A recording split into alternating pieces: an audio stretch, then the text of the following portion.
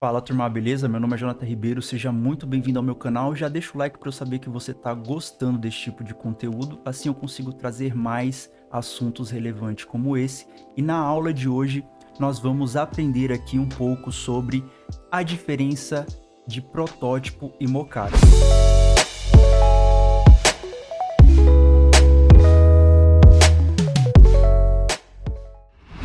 Então, se você está começando no design, provavelmente você já ouviu falar de mockup e também já ouviu falar de protótipo. Qual a diferença dos dois e quando usar esse recurso, né? Ou seja, quando usar o mockup e quando usar o protótipo. Eu gostaria de pontear aqui para vocês que as ramificações do design são muitas, né? Então, o mockup e o protótipo, ele pode servir tanto para produtos físicos, ou seja, para produtos industriais, como esse que vocês estão vendo, como também para produtos digitais, como aplicativos e sites. Porém, nessa aula aqui, eu vou falar para vocês sobre produtos físicos, produtos industriais. Eu não vou pontear nada acerca do produto digital, tá bom? Então vamos lá, vamos começar pelo mockup. O mockup nada mais é, turma, do que uma representação visual do que a gente está tentando desenvolver para o cliente. Ou seja, a gente começa, a primeira etapa do projeto vai ser sempre o briefing, né? O escopo. A gente vai conversar com o cliente, vai entender as dores dele, o que ele precisa, onde ele quer chegar, que dor ele quer solucionar, porque sempre que alguém contrata um designer, ele chega com um problema e a gente tem que solucionar esse problema. Então, primeiro a gente vai fazer todo um briefing, vai anotar ali elencar, né, todos os pontos pertinentes à construção do produto. E feito isso, a gente vai fazer alguns esboços iniciais e partindo desses esboços a gente vai fazer um protótipo. Então, o protótipo ele não precisa ser funcional. A função do protótipo é ajustar, por exemplo, a ergonomia do produto, como vocês podem ver aqui, ó. Esse designer ele postou aqui 4 imagens onde mostra a mão dele segurando o produto, ou seja, são 4 tipos de pegas diferentes e fica muito mais fácil da gente ajustar, por exemplo, um mockup desse feito em argila ou como ele postou aqui embaixo, em gesso, do que a gente ficar tentando adivinhar dimensões no SolidWorks. Então muita gente acha, por exemplo, que quando eu fecho um job novo, eu já vou lá, converso com o cliente, abro o SolidWorks e pum, as dimensões brotam da minha cabeça, brotam da cabeça do designer. Não é assim.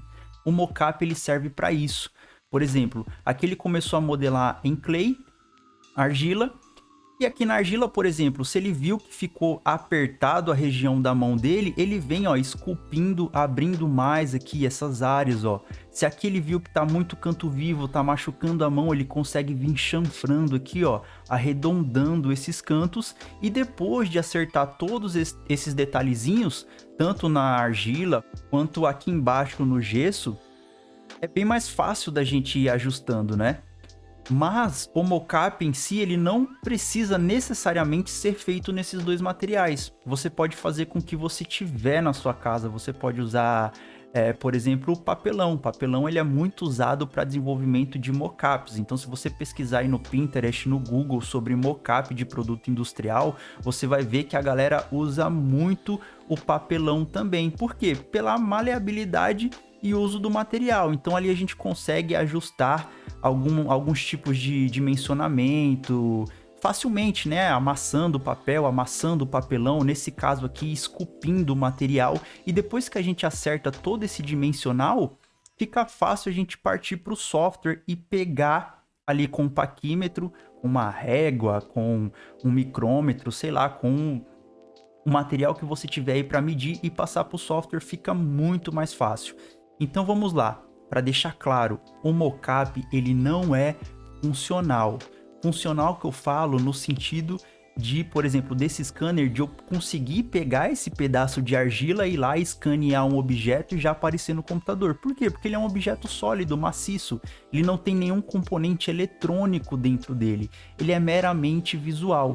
E aqui, o designer que criou esse produto, ele conseguiu, por exemplo, ajustar o dimensional do produto, chegar na forma que ele queria desse produto e testar também acabamentos, ou seja, aqui ele usou um plástico, um tipo de acabamento mais brilhante, né? Não vou falar que é plástico, que pode ser uma pintura simulando o plástico. O mocap ele permite muito isso também, a gente brincar com os tipos de materiais. Então aqui ele poderia ter simulado uma madeira, ele poderia ter simulado aqui algum compósito, etc, etc, e chegar no melhor resultado visual para ele. Então, feito isso, partindo da etapa do mockup, a gente passa para o software. Então, aqui no mockup, por exemplo, ele já acertou todo o dimensional. Então, aqui, com base nesse produto aqui que ele desenvolveu ali manualmente, esculpindo, ele já consegue vir pegando as medidas, traçando essas medidas no software 3D, para daí sim, a gente partir pro protótipo. Então, o mockup é meramente visual, estético, para teste ergonômico e também materiais. Então, aqui a gente testa os tipos de materiais. Entendido isso, nós partimos aqui para a parte do protótipo. Então, o protótipo ele já é uma versão preliminar, como eu coloquei aqui, ó. Então, ele já precede o produto final.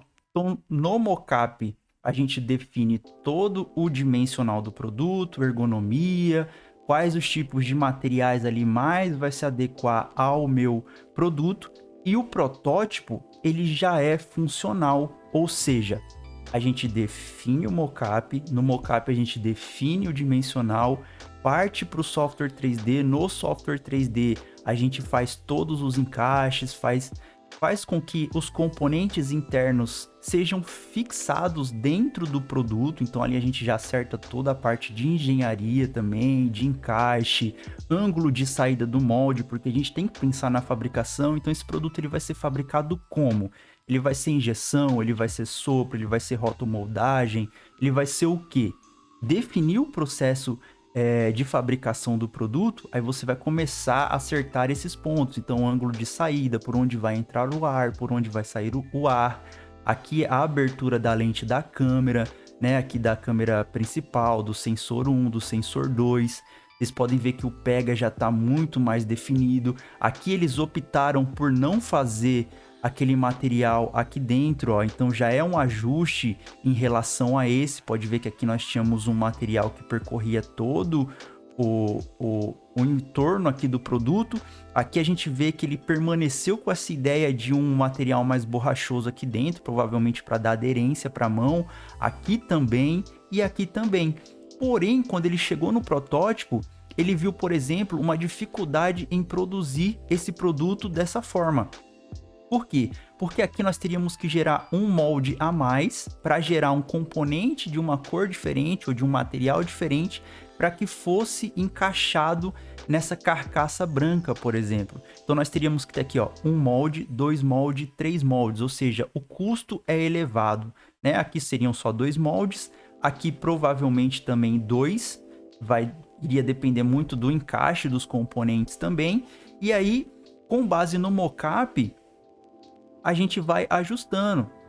Então aqui, por exemplo, ele eliminou um molde, ou seja, ele reduziu custos na produção do produto. E quando a gente chega no protótipo, aí sim a gente consegue testar, porque deixa de ser um material ali de enfeite, vamos se dizer assim, né?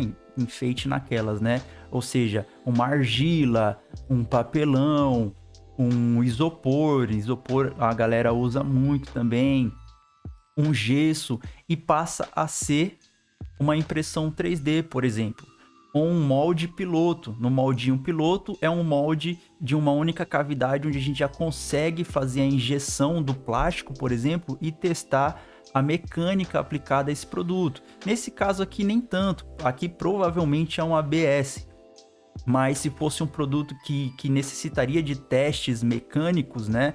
Por exemplo, algum grampo que vai num trilho de um trem, por exemplo. Então teria que testar ali o desgaste, passando ali horas e horas de trem sobre aquele trilho, sobre aquela peça feita num compósito específico. Então a gente já consegue gerar um moldinho piloto. Em cima desse moldinho piloto, a gente consegue montar um protótipo funcional. Então basicamente é isso.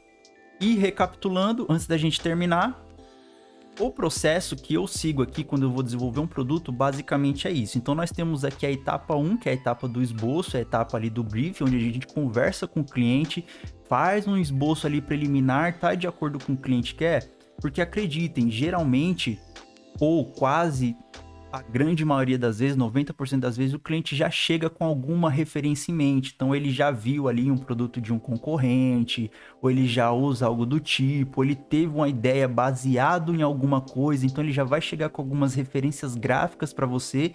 Em cima dessas referências, você vai fazer os esboços, vai chegar ali num conceito ali com ele, vai falar, ó, gostei disso, não gostei disso. Você vai ajustando. Lápis, papel e borracha é o melhor amigo do designer, tá? Não vai correndo direto pro software, porque você vai gastar seu tempo, gastar seus neurônios, não vai conseguir acertar dimensional, muitas vezes não vai agradar o cliente, e vai acabar tomando prejuízo, porque você não vai conseguir cobrar mais por aquilo, porque o cliente não tem culpa do seu processo falho na construção do produto. Então, passou dessa etapa, você pode partir para o mockup. Isso, nós não abrimos ainda o software 3D, tá? A gente está fazendo ali ainda o esboço preliminar do produto. No mockup, a gente consegue acertar o dimensional, porque até então, isso aqui está numa folha de papel, certo? Isso aqui não tem dimensional nenhum ainda. E aí o mockup, ele nos possibilita acertar isso. A dimensão, a ergonomia, testar a cor, testar tipos de acabamento, de materiais. Feito isso, aí sim, entre a etapa 2 e 3, a gente entra na etapa do desenvolvimento do 3D, e após o 3D, a gente define com o cliente como ele quer que a gente faça ali esse protótipo. Por que a gente tem que acertar com o cliente? Porque vai depender muito do bolso do seu cliente. Pode ser que ele não tenha um orçamento disponível suficiente para fazer um molde piloto, por exemplo. E aí a gente tem que partir ali, sei lá, para uma impressão 3D ou tirar um moldinho de resina, não sei, vai depender muito do produto que você está desenvolvendo. Se o cliente ele tem ali um orçamento disponível bacana para você fazer um moldinho piloto, beleza. Se ele não tem, você conversa com ele, passa um orçamento ali de uma impressão 3D, e aí você vai, faz o protótipo, dispara esse protótipo, às vezes pode ser uma única peça, ou 5, 6, 10 peças, dispara esses protótipos ali para os stakeholders, para as pessoas envolvidas no projeto, para que elas possam testar e você possa fazer ali uma pesquisa de validação do produto. Ficou bacana em diversos tipos de mão? Quem que vai usar esse produto? No caso aqui do scanner, é um público mais feminino? É um público mais masculino? É um público, sei lá, de estatura média, de estatura alta? Porque às vezes você fez ali para sua mão, para a mão do cliente, ou você testou ali com a sua equipe só, ficou bacana, mas aí quando chega na mão do público-alvo, da pessoa que vai usar, por que isso? Porque às vezes você está desenvolvendo o produto para um tipo de perfil corporal brasileiro, e o brasileiro ele tem uma estatura dimensional corporal totalmente diferente do asiático, por exemplo. Então quando esse produto chegar lá na Ásia, o dimensional dele, a ergonomia dele não vai bater. Então isso você já tem que acertar lá no briefing com o seu cliente, você tem que entender para quem é o produto. E aí com base nesse produto, com base nessa persona, você vai acertando tudo isso. E aqui, até chegar nessa fase, ainda é hora de errar e de ajustar. Tá? Então até aqui beleza. Por quê? Porque depois que validou o protótipo e disparou para a ferramentaria para ser produzido o molde, ser produzido em grande escala, aí meu filho, se você vacilou, deixou passar algum ponto, a bucha vai ser grande, beleza? Então é isso que eu tenho aqui para explicar para vocês. Espero que tenha ficado bem claro a diferença de mockup e protótipo aí para todos vocês. E caso você tenha interesse, aponta o seu celular aí, segue a gente nas nossas redes sociais, LinkedIn, Instagram, YouTube. Aliás, se você já está aqui e não é inscrito ainda, se inscreve, por favor. Deixa o seu like e nos vemos na próxima aula. Valeu, tamo junto, turma. Tchau, tchau.